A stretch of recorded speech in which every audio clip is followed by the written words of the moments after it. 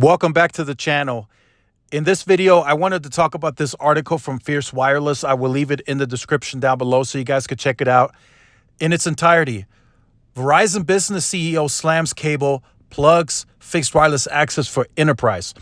So I wanted to talk about this from a little different perspective. So he's the new CEO, by the way, for the business group, right? It used to be Tammy, and now it's I don't know his name off the top. Sampath. That is his name, Sampath.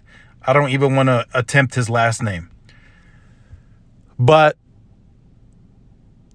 I look at this from a different perspective, right? There's two ways that you can deliver this fixed wireless access, right? Cable companies and companies that are now transitioning into fiber, including AT&T, they are really pushing the narrative that the fixed wireless access play is short term. Yeah, the customers are leaving now, but eventually, based on that model, they're going to come back to us as data usage, data consumption increases. That's going to lure them back to us for better performance, right? When mobile traffic is hitting the sector, it could cause buffering on the product, this, that, and the third, right? What he's really doing, he's plugging in his product in his network, and he's saying, no. We're not going down this path. We are building a fixed wireless access product, right? T-Mobile, and I've told you guys this, if you guys have been following the channel, I've told you guys this in plenty of videos. T-Mobile is building a fixed wireless access model off of the extra capacity. Verizon is actually materially building a fixed wireless access product. Why do you think small cell nodes with millimeter wave hanging from it are going up in your front yard? You wake up one morning, you go get the newspaper, there's a small cell at your front door. I've seen it. I've shown you guys on the channel. It's happening, right? It's taken them more time to scale it because you got to go through city permits. You got to go, you got to dig in the neighborhood. That doesn't change, right? You got to go lay the fiber. That does not change. But that's why they're doing it, because they are building a capacity layer that is not going to be affected by the mobile traffic, and the mobile traffic is not going to be affected by the fixed wireless access traffic. Everybody's going to have their own lane. And that's before anything happens with network slicing. Right? There's going to be multiple layers. There's going to be that millimeter wave layer. So the neighborhoods and the houses that live close to the small cell node, they can get that higher gain antenna, stick it on their window. Now they're connected to millimeter wave. And that's the same for the business too. They can set that up the same way. Now they're connected to that. Now they're getting 300, 400, 500 megabits throughput or whatever's available, right? That's the first layer. Now, if they decide to not build another millimeter wave small cell further in that neighborhood, which they have been doing, now the houses that fall outside of that range of millimeter wave are now going to get connected to C-band. Right? Now you may say, well, wait a minute, C-band could overload, it could congest. But no, Verizon is making sure that if that sector is facing that neighborhood, right, they will have somewhere within that radius, they'll be, if needed too, right, there'll be an LTE offloading small cell for mobile users. There'll be another site for them to connect to. Like I said, there's going to be millimeter wave nodes. So there's just a bunch of heavy capacity that's being pushed into these neighborhoods. And it's all backed by 10 gig backhaul. So that's massive upside. Right. I was speaking with and this is also listed in the article. I was speaking, not the conversation that I had, but he's also talking about T-Mobile and their fixed wireless access product. I've been speaking with a senior director from engineering. And he's telling me, in all honesty, he's like, look, the executive team, the higher ups like Mike Sievert and those guys, they have to talk about the product differently, because they're the ones that have to bring it to market, right? There's a go-to market strategy. They got to sell it. But he's like, I could tell you guys right now, in all honesty, this is new to us.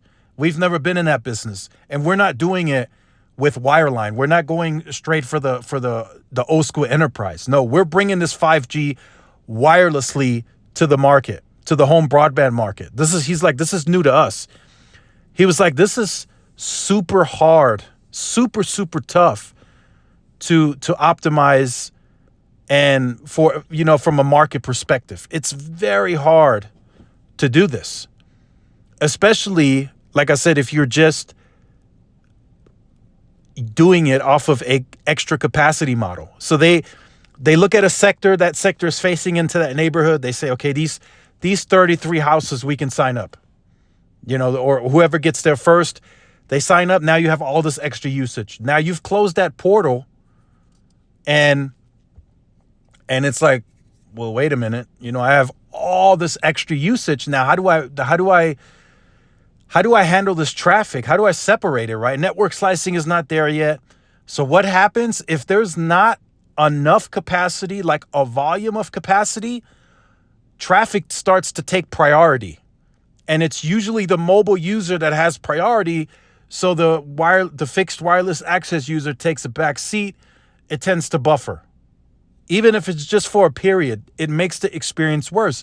And that's why I'm being told the churn is peaking in T-Mobile's for this product. It's not as high as Verizon right now.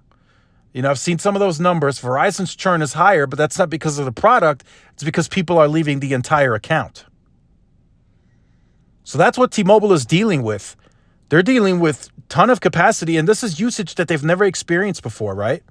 They've said it recently. They're like, wow, man, we could sign up six people in any given neighborhood, and that changes the that changes the whole trajectory of the rest of the slots, because we have one user that does BitTorrents, and he's now using 6 terabytes a month. So now we have less slots that we can fill, right? They're learning all of this, and it's like, it doesn't make for the best experience because they're not building materially a fixed wireless access network. Verizon is going in with the small cells. They're going, and they tell you right there on the page, if it's below 85 megabits a second, we're not gonna offer it to you. It's that simple. It's the lowest is 85, the highest is 300. Those are the numbers. T-Mobile's range of speeds go as low as 25 megabits. Although that's still enough, but that's cutting it close. If there's just a little bit more mobile traffic, you're below the 25, your 4K stream is going to buffer. So I just wanted to talk about that a little bit, how Verizon views the fixed wireless access. So if you're going to go in on a product and you want to do it, you got to go all in. You got to really do it. You can't just half-ass it and then say, oh, yeah, we tried, but it didn't work. We're starting to experience churn. What do we do now? This is a very, very sensitive product. You're going into the house and you're going to use your service to handle the entire house. That's constant usage, right? 4 TVs, gaming.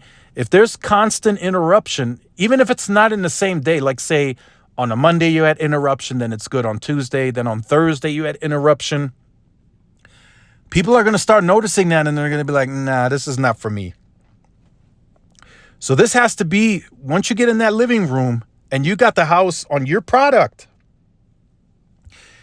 it has to work flawlessly. I mean, I understand there's outages and such, but when the product is hooked up and it's working, it has to work. It has to be flawless. So I see his viewpoint, and of course he's speaking from an enterprise perspective, which he's right. He can take enterprise customers with this fixed wireless access. It doesn't have to be wireline. It could happen with the fixed wireless product.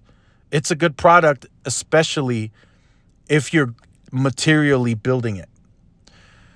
So I'll leave this article in the description down below so you guys could check it out. Make sure you like, share, subscribe to the channel. Follow my social media outlets. This is Tyrone with Tech Life, and I will see you in the next one. Peace.